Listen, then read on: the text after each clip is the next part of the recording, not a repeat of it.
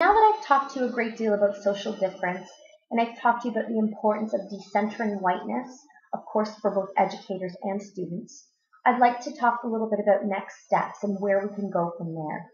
I think the next step is going to be disembodying the institutional, the cultural, and the symbolic forms of domination. I call this a project of change. And I think this project of change actually starts with deconstructing domination by listening to those voices that are in the margins, by giving them value. Young herself suggests that we must truly enact inclusivity, and she says this inclusivity should celebrate difference. She doesn't want it to focus on sameness or equality.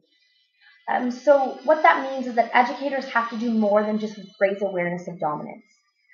We need to do more than just problematize the privilege of whiteness. What we're tasked to do is we're tasked with the role of exposing domination and the way that it germinates in each generation of students by refusing to confer the privileges of whiteness in our classrooms. So it's not a matter of just being aware of it, but it's a matter of really taking a stand against that.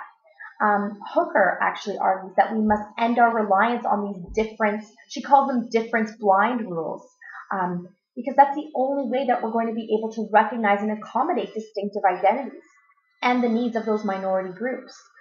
Now, being aware of a social location and understanding relations of dominance and oppression will really help educators to decenter the privileges of whiteness in the classroom. Just to leave off as a final note, schools are the disseminators of ideological frameworks of constructive values that are promoted through cultural exchange and truly dominate how we think. Knowledge is embodied. Bodies are located. And it just so happens that some bodies have very privileged social locations. These social constraints of knowledge can be disrupted if marginalized groups participate in a differentiated and communicative democratic process. Social groups must share their experience and knowledge, and they must be aware of the different social positions in order to actually inform political discussion and to really be able to make a difference when it comes to decision making.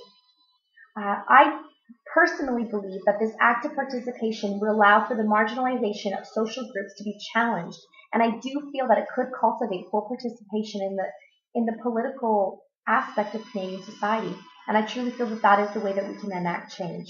So as educators, we do have quite a big role, because I do feel that it starts with us, and it starts with that identity building. And if we can facilitate that early on, as the generations progress, I think that they will find their voice and they will be able to participate fully in this democratic process. But of course, because we're replicating the status quo in our classrooms, we're not transcending any of those boundaries. And of course, we will continue to replicate them. So I do hope that this comes as a call to action to you. I'd love for you to follow up, to write about this, to talk about this. We do have a forum on our website where I'd love for you to answer some questions and go through discussions.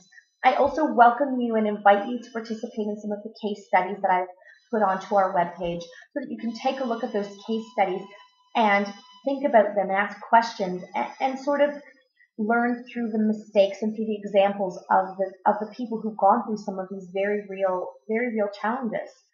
Again, thank you so much for tuning in.